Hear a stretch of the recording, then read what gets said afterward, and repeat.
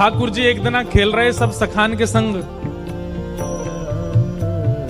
और खेलते खेलते इतने में श्रीदामा भागन लगो। ठाकुर जी बोले, ए श्रीदामा कहां को जा रहे है? श्रीदामा बोलो, लाला ससुराल जा रहा हूं अपनी। ठाकुर जी बोले, नंदगाम सुनो, बरसानो सुनो, वृंदावन सुनो, गोकुल सुनो, जे ससुराल कौन सा गांव है भैया? श्रीदामा हंस के बोलो, लाला ससुराल गांव को नाम ना है। तो बोले, फिर कहा है ससुराल? बोले, जब ब्याह है जाए ना तो अपनो घर तो पीहर है और पत्नी को घर जो है क्या वो ससुराल है। ठाकुर जी बोले, जे पत्नी कौन होवे? बोले, लाला जैसे नंद बाबा की तेरी मैया यशोदा पत्नी है, ऐसे ही मेरा ब्याह है रो, मैं पत्नी लेवे जा रहा हूं, तो पत्नी के घर को ससुराल के में। ठाकुर जी गए श्रीदामा के पास, ओए श्रीदामा मेरो ससुराल कौन सा है? मेरे ससुराल को नाम बता। श्रीदाम बोलो, मुंह का पता तेरा ससुराल कौन सा? तेरी बहू जहां की होगी वो ही तेरा ससुराल। बोले, मेरी बहू कहां है? श्रीदामा बोलो, लाला मुंह ते मत पूछे, मैया तो जाके पूछ। ठाकुर जी तो आज पहुंच गए सुबेरे ते ही, और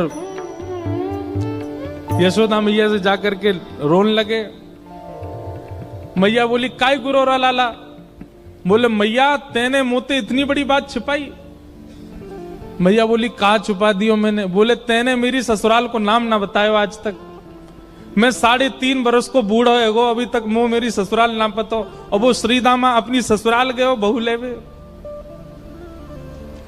यशोदा मैया बोली, लाला तेरी संगत सुधारनी पड़ेगी, सबरे सखा तो दिन ब दिन बिगाड़ते जा रहे हैं। लाला तूने एक बड़ो है जा, तेरी ससुराल है जाएगी। ठाकुर जी बोले, बड़े कैसे हूं मैं? बोले, जब खुद दूध पीन लगेगो, खुद नहान लगेगो, खुद तैयार है जाएगो, घर के सब काम अन्य करने लगेगो, तू बड़ो है जाएगो, तेरो ब्याह करा दूंगी। महाराज वही दिना ठाकुर जी गए, अपने सबरे पुराने लत्ता कपड़ा लेकर के आए, धोन लगे उन्हें, अपने आप दूध पीने लगे, अपने आप भोजन करने लगे, अपने आप ही ऊट पटांग श्रृंगार करने लगे। शाम को बोले, मैया मैं बड़ो है गो, अब ब्याह करा दे मेरो। मैया बोली, वाह दिन में ही बड़ो है गो तू। मैया तो बोले, मैया देख तू बात ने मत बदले, बार बार मोते कह तू ऐसो कर तो ब्याह कराऊंगी, बड़ो है जा तो ब्याह कराऊंगी। अब सब काम मैंने कर दिए, घर के सब काम काज करने लगो मैं, देख अपनो श्रृंगार खुद करके आऊं, देख कैसो लग रहा हूं मैं। मैया बोली, ओठ वारी चीज आंखन में लगा के आयो, आंख वारी ओठन में लगा के आयो, यूं करो बड़ो है गो मैं।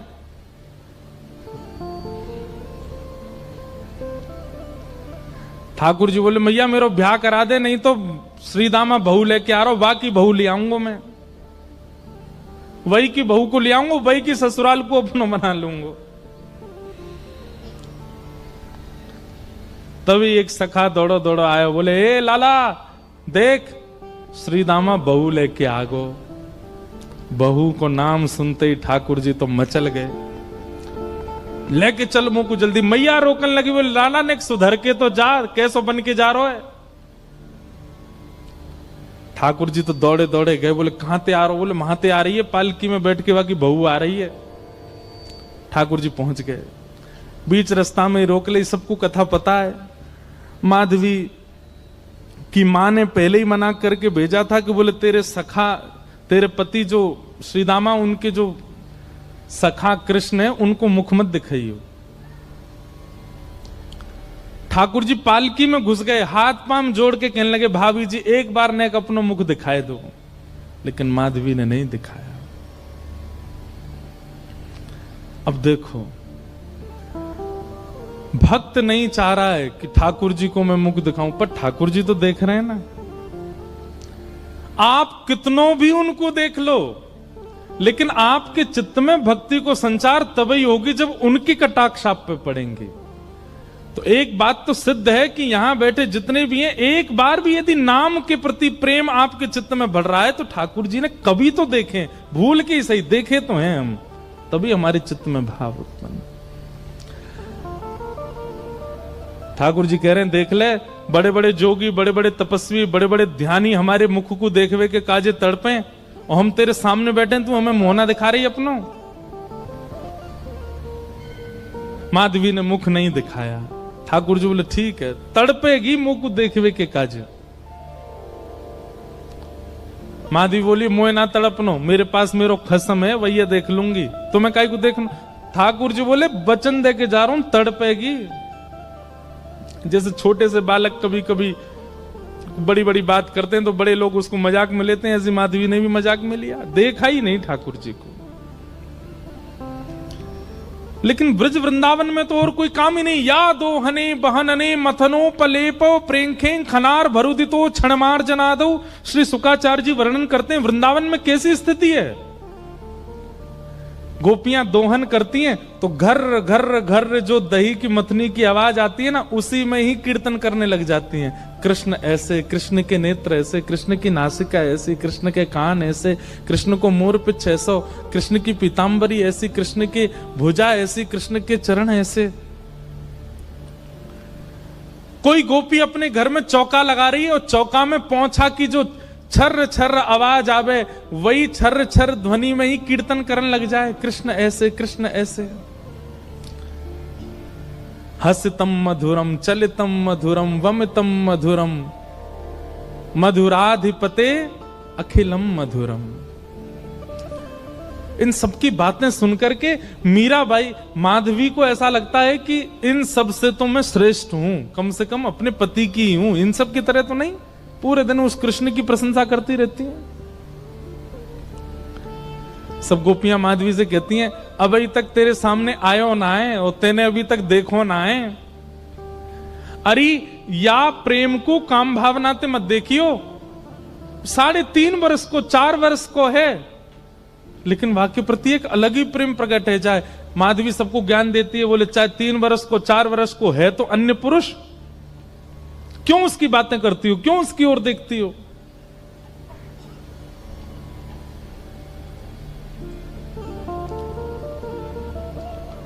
लेकिन 24 घंटे गोपियों के बीच में रहती माधवी को और कोई चर्चा ही नहीं सुनाई देती।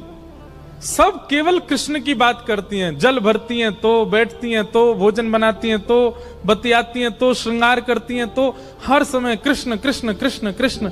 माधवी ने कुछ समय अकेले रहने का भी प्रण लिया, लेकिन अकेले रह नहीं सकती, जंगल है, कहां अकेली जावे, जाना पड़ता है उसको। अब यहां देखो, माधवी चाहती नहीं है ठाकुर जी के सन्मुख आना, वो चाहती नहीं चर्चा सुनना, लेकिन ठाकुर जी चाहते हैं ना। बस यही हमारी भक्ति का भाव है, ठाकुर जी बस चाह जाए हमारे लिए। अभी वो चाहे नहीं है, अभी तो प्रयास हमारी ओर से चल रहा है। जिस दिन उनका प्रयास हो गया उस दिन हमारी भक्ति सार्थक हो जाएगी, और वो प्रयास हमारे लिए करें, उसी के लिए सब नियम है।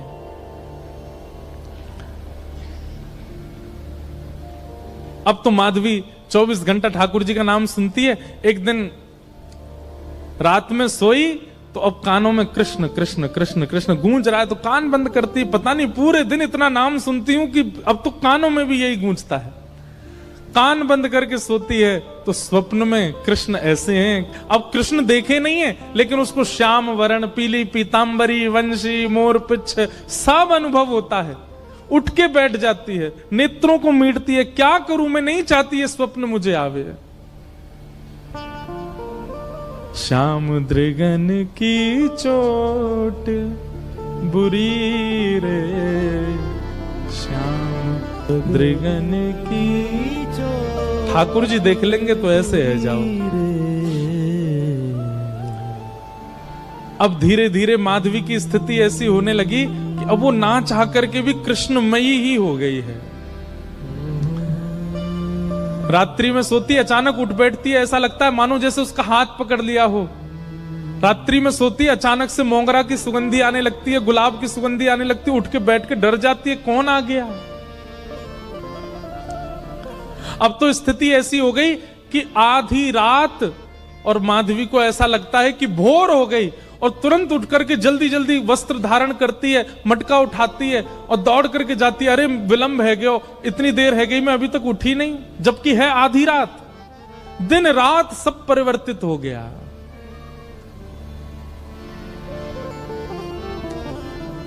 पहुंच गई यमुना तट, और यमुना तट जाकर के देखा एक भी गोपी नहीं है। तो माधवी को लगा कि मैं विलंब से आई हूं, सब शायद जल भर के चली गई हैं। जल भर के रोज जाती है माधवी, लेकिन आज पता नहीं उस पात्र में इतना भार कहां से आ गया कि स्वयं ही नहीं उठा पा रही है।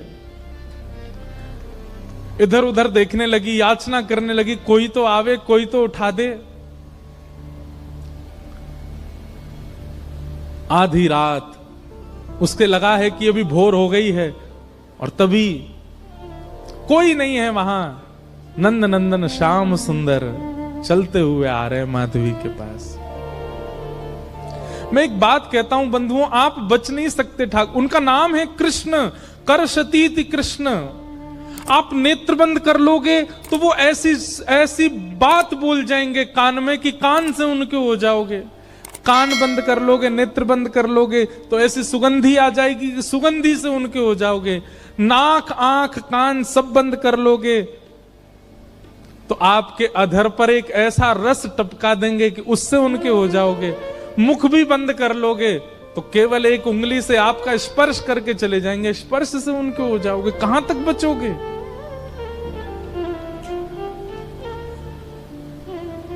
माधवी की मति घूम गई है। आधी रात ही आ गई और तभी ठाकुर जी वहां पहुंच गए। पहले तो चाल देखी तो चाल पर मोहित हुई, फिर जब वक्ष देखा तो वक्ष पर, जब हाथ देखे तो हाथ की चलन पर मोहित हो गई, और मुख देखा तो भूल गई सुध बुध।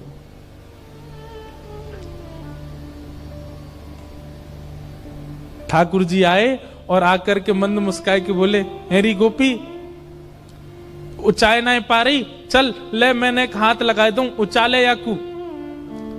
और एक तरफ से माधवी ने मटकी पकड़ी और दूसरी तरफ से ठाकुर जी आकर के नन्हे से गोपाल जी ने जैसे ही हाथ लगाया मटकी उठने लगी। लेकिन मटकी पर नेक सहारा देते माधवी रख लेती, ऐसा नहीं।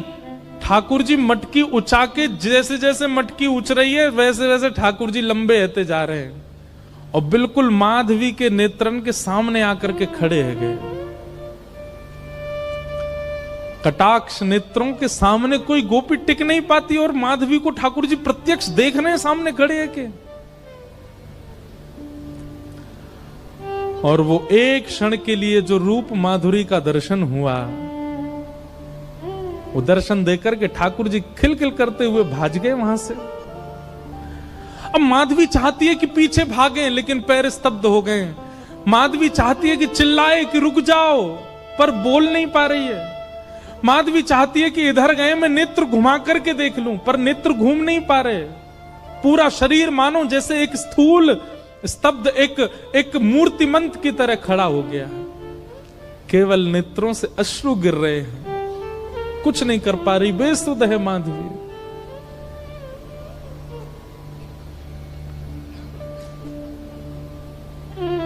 वहीं खड़ी रही तब तक जब तक भोर में गोपियां जल भरने नहीं आ गईं। अश्रु जलों से जल पूरा वस्त्र भीग चुके हैं माधवी के। और तभी सब गोपियां आई, आकर के देख, अरे ये माधवी ये पहले ही आ गई जल भरवे। सब ने जाकर के हिलाया, स्पर्श के बाद भी माधवी हिल नहीं पा रही है। बस नेत्र लाल पड़े हैं, अपलक नेत्र हैं और नेत्रों से केवल अश्रु गिर रहे हैं। बोलना चाहती है, कहना चाहती है, चिल्लाना चाहती है, किसी को पकड़ना चाहती है, पर कुछ नहीं कर पा रही है। ये है ठाकुर जी की दृष्टि यदि पड़ गई तो ऐसी स्थिति हो जाएगी। तब एक गोपी गई और यमुना जल लेकर के जैसे ही माधवी के मुख पे छिड़को, माधवी तुरंत सचल जैसी हो गई और धड़ाम से मूर्छित होकर गिरी। गोपियां सब उसके चरण मसलने लगी, हाथ पकड़ने लगी, सिर सहलाने लगी। और जैसे ही होश में आई, होश में आती बस रो रही है और पूछ रही है वो कहां है, मोहिनी मूरत सांवली सूरत, वो कहां है? श्याम दृगन की चोट बुरी रे, श्याम दृगन की चोट बुरी है, श्याम दृगन की चोट बुरी